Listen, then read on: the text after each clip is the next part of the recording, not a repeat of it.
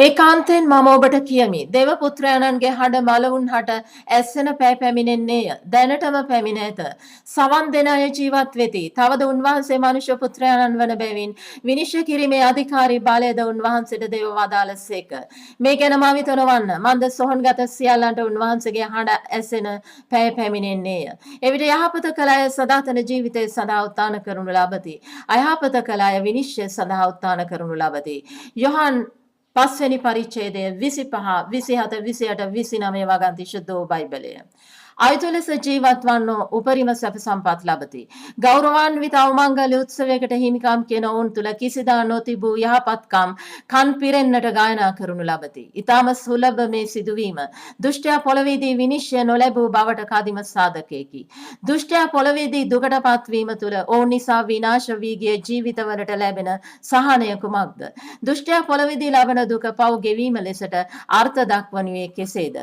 දුෂ්ටයා ඔහුගේ අනන්‍යතාවෙන් හරිසියෙන් නැවත ජීවිතයක් ලබා ගත්තොත් එය සාධාරණය. නමුත් වින්දිතයන් දුෂ්ටයාගේ අලාභය ගන්නට ජීවතුන් අතර සිටිද්ද?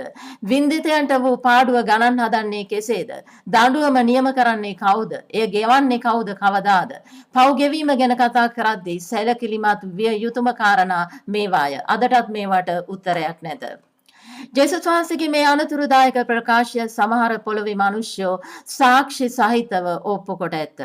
මරණයට පත් වූ ක්ෂණයකින් යන්ත්‍රයක ආධාරයකින් හෝ නැවත හෘද වස්තුව පනගන්වා ජීවිතයේ ලද සියල්ලන්ගේ සාක්ෂි එක හා සමානය.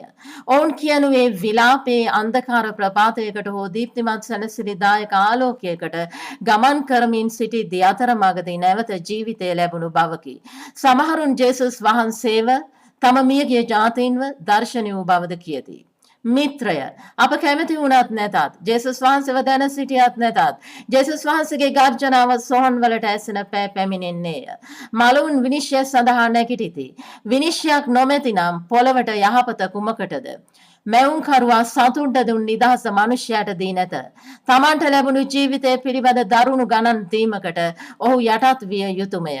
2026 ජූලියට මගේ දිනපොතෙනි. ගොඩ්ස්පෙල් කිතු සුබස 95220